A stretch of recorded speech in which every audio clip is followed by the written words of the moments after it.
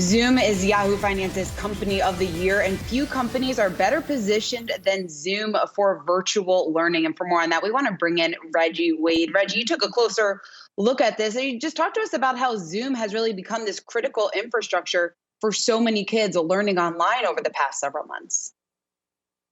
Yes, few companies were as prepared as Zoom for the COVID-19 pandemic. We had the world around us change. And for Zoom, they were in the right business at the right time. We have over 93% of US households with school-aged children engaged in some form of distant learning this year. So pretty much every household has seen one form of distance learning for another. Some are positive, some are negative. We talked to teachers around the country, students, and industry experts to talk a little bit about remote learning.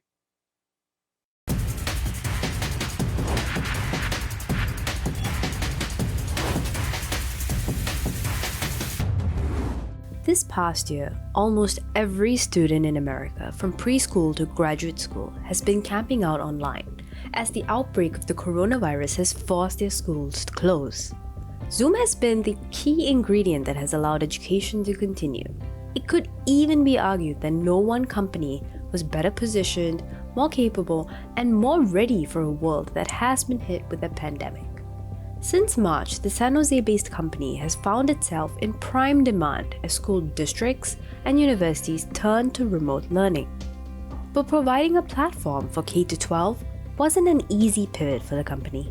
I think it's important to note that universities in the higher education space were some of actually the earliest adopters of Zoom. So we've been in the classroom, we've been in the operations of the schools for many, many years. The need for the K through 12 environment globally is absolutely something at this scale that is unprecedented. Pelosi says the company adapted some of its offerings to fit the K-12 environment better. For instance, the company removed time limits on its platform for 125,000 schools across the world.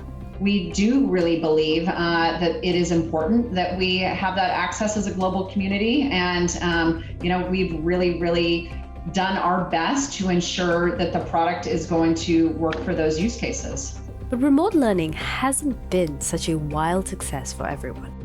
For instance, when universities were forced to take their spring semester online, it was a struggle for many college students. Those without stable internet access at home were effectively cut off.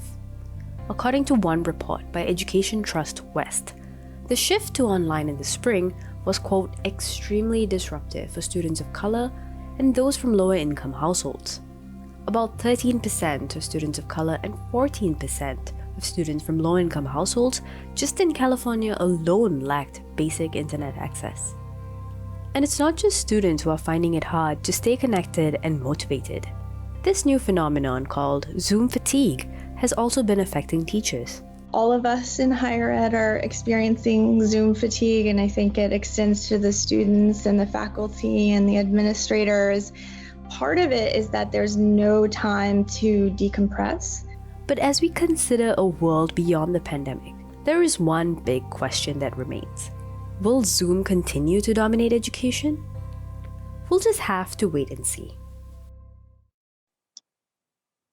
Yes, it looks like Zoom might continue to dominate education if students are not back in the classroom soon. We'll look to see what public health officials do in response, getting vaccine and getting kids back in school. But it hasn't all been rosy for Zoom, despite being Yahoo Finance's Company of the Year. In April, the New York City Department of Education actually banned Zoom from schools, citing security concerns. It didn't make a return in New York City schools until May. The company had to go back to the drawing board and make a special edition of the platform for New York City schools to address those security concerns. All right, Reggie Wade, great stuff. Thanks so much.